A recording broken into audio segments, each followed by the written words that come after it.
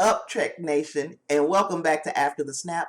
I am your host, Tasha Pierce. This week we continue our coverage of Disco Season 3, and the burning question on everyone's mind is, will there be one episode that doesn't make me cry?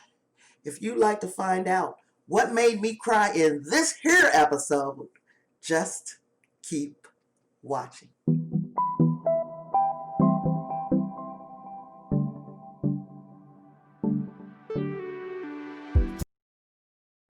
Today in episode 4 called Forget Me Not, we journey to Trillville.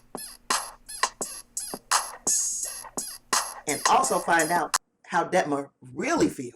Detmer, this is how you really feel? Okay, this week I'm putting the cart way in front of the horse right out the gates. Zora's in the house, y'all.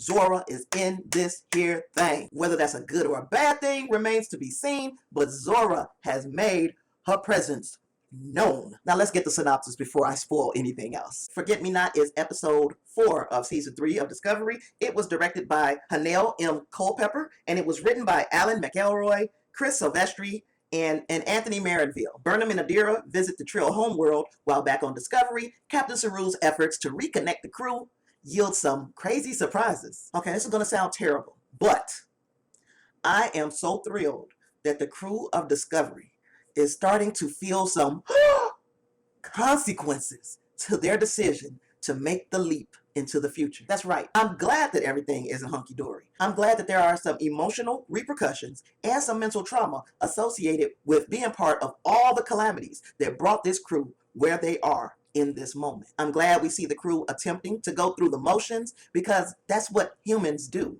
Sometimes we pretend to be okay. We go along to get along. That's realistic. The cracks don't begin to show until you've slowed down enough to notice. Say at a Friendsgiving banquet put on by your boss. Now you're surrounded by these people you work with, except for today, you're not distracted by your job. So you realize how much some of them really get on your absolute last nerve. And before you know it, you're doing haiku about them being mortally injured. I've been there. I get it. But I've been there. I mean, I've been stressed out. I've been in a bad mental place, and I've lashed out at people close to me before I realized that I needed help. That's terribly hard to admit. So this subplot and Detmer and Culber's roles in it is a bona fide win with me. I also enjoyed Zora showing up and showing out when Captain Saru needed ideas on how to bring his crew back together. Now, I think he should have been a little more freaked out by this computer showing a personality, but I understand there's only 55 minutes to tell this story, and we still ain't been on the planet's surface yet. Speaking of that, Trillville is still beautiful. No, this is not really called Trillville. It is called the Trill Homeworld. I'm saying Trillville because if you are a fan of early aughts hip-hop, you know exactly where I'm going with that. But back to the Trill Homeworld. Beautiful. I got the DS9 nostalgia. They used the same caverns, the same pools. I felt like I was revisiting this place for the first time, except this wasn't our first time.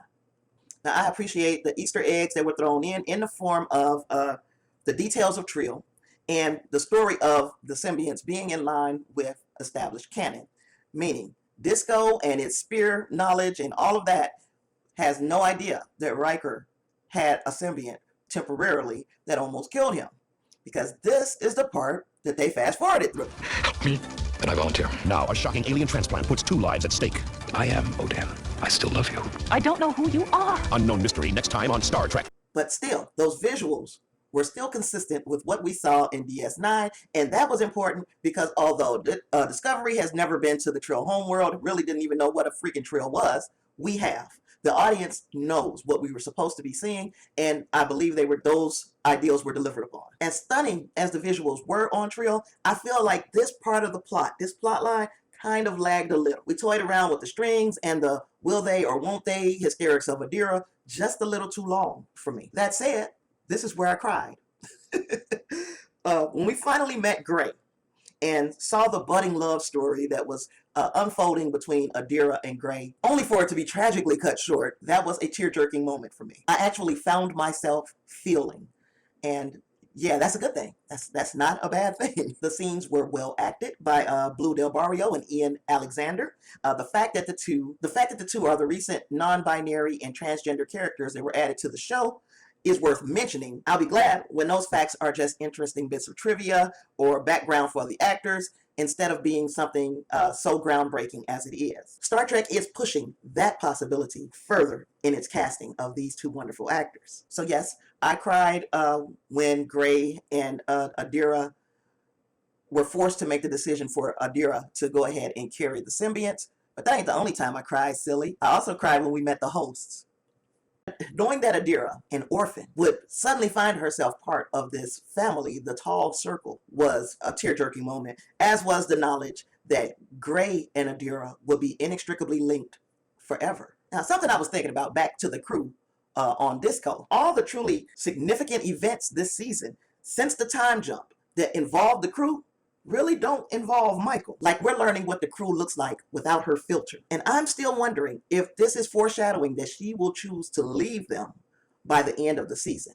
We can only keep our eyes open to see if this could even be a possibility. But to me, I'm getting that feeling. Let me know what you think in the comments below. Lastly, we see the crew of Disco becoming the Vadrash right before our eyes. They're together, having a good old Enterprise movie night, and relishing in the long ago. I'm very interested in seeing if them becoming part of the Vadrash makes them enemies of the people who are living and surviving through the burn. So, how many lights did I see in this episode?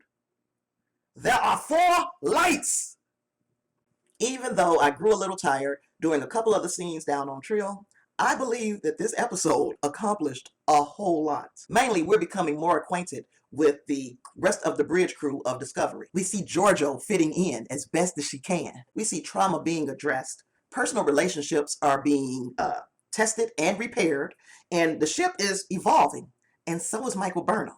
I didn't forget that she fired first down on Trill. And we all know that Starfleet does not fire first. It's Trek with a twist. The writers and director are moving the crew forward. The Federation ideals are still there, but we get to see real conflict and a path towards resolution. And I thoroughly enjoyed this episode and what it represented in speaking of taboo subjects, specifically mental health. Episode number 5 is Die Trying. We'll meet here again next week to discuss what we think when Disco and the rest of the crew catch up with the Federation. Dum, dum, dum.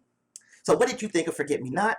How many lights did you see for this episode? Please leave the comments down below. And while you're at it, if you enjoyed this video, please hit like. If you're here at the end, this is like hallowed ground all the way at the end of one of my episodes. So that means you liked me a little. Go ahead and pound that subscribe button. I'll surely and certainly appreciate it. And I'll see you next week. And as always, I want you to live long and prosper. Peace.